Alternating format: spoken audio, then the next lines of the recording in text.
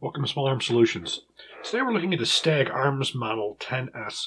Now this is the first time I've ever had a chance to look at a Stag Arms rifle. I was at SHOT Show this year, and right next to the LMT booth was Stag, and I met up with a gentleman there, and I saw what he was doing this year. And the thing that most interested me was his new 6.5 Creedmor. I do intend on getting some more rifles from Stag, but this was really the first one.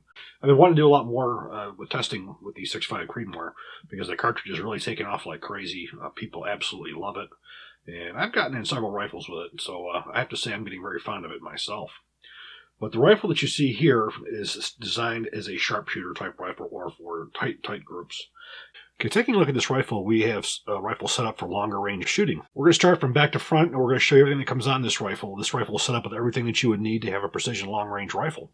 Starting in the rear, we have a Magpul Gen 2 PRS precision rifle stock. This happens to be one of my most favorite of any stock for a match or long range rifle. You have the ability to extend the butt of the stock with this dial you see right here. Then if you want to rise the cheek weld, you rotate here. And also on the bottom, you have the ability to put an M-LOK 1913 rail on the bottom so you can put a monopod, which I use quite a bit. You have a standard rifle type buffer system on here. Now, looking at the receivers, you have forged upper and lower receivers. 1775 T6 aircraft grade aluminum. Standard charging handle. You'll notice we have forward assist. We do have a fire cartridge case deflector and a standard magazine release location. Looking on the lower, we have a Magpul Mo pistol grip. I tend to love the Magpul Mo's and the Myads. The Myad is my favorite one because I have very large hands. The trigger that we have on here is an enhanced two-stage trigger. Also a custom trigger guard here, which gives you more room for a gloved hand. On the rear, we have an end plate here, which utilizes the hook-style adapters for you to be able to attach any kind of a hook-style sling. The bolt carrier group you have here is a Nitri QPQ bolt carrier group, standard AR-10 type bolt carrier group. Looking in the front here, we have a 16.5-inch Stag Arms free-floated rail. You'll also notice that we have QD points in the rear. I did utilize the new Magpul bipod when I test fired this rifle. The barrel we have here is a 416 stainless steel, 1 turn and 8-inch twist heavy barrel. As I said, we do have here a rifle-length gas system. On the end, we have a V6 Gamma 762 muzzle brake. Now, I certainly will say in test firing this rifle, this muzzle brake works very, very well for recoil, but it is loud. So, again, we're going to go over the barrel, 1 8-inch twist, button rifled, 22-inch. Now, they also make a 24-inch as well, if that interests you for having a longer barrel. It tends to be with the 6.5 Creedmor, the longer barrel, the better. I do have to say the shortest I've seen so far is 22 inches. And, granted, you get below that, as far as I know, the accuracy is going to be degraded severely for as far as longer range capabilities, which is probably why nobody's manufacturing anything lower than the 22-inch.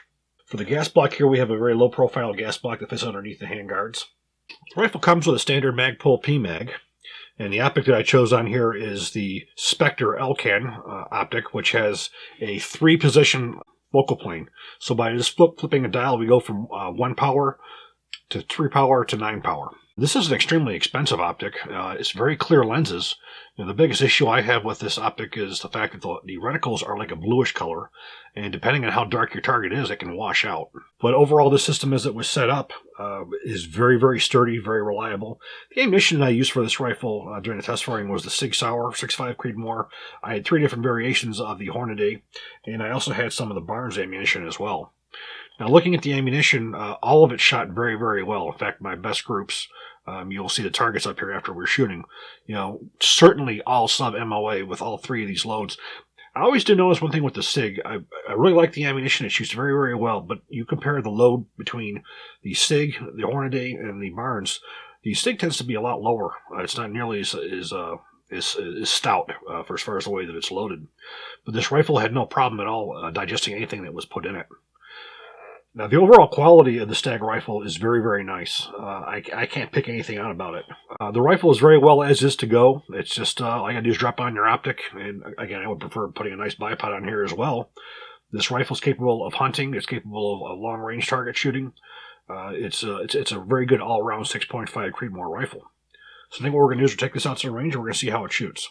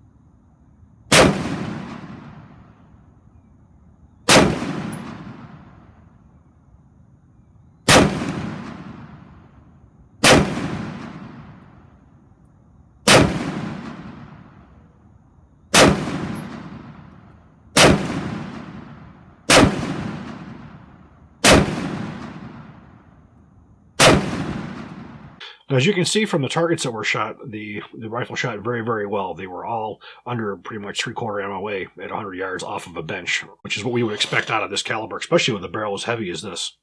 Stag Arms is located up in Gun Valley, up in Connecticut. They've been up there for quite some time. They make a lot of rifles. They were probably one of the main pioneers in the left-handed ejection rifles. But overall, I think their quality is excellent. They took on the challenge of making a very nice rifle in the new 6.5 Creedmor, which there's quite a bit of competition nowadays with a lot of match-grade companies. I think they did a really good job. The Optic, as previously stated, is an excellent optic, but you're talking well over $4,000 for this optic. It's a very high-end military optic.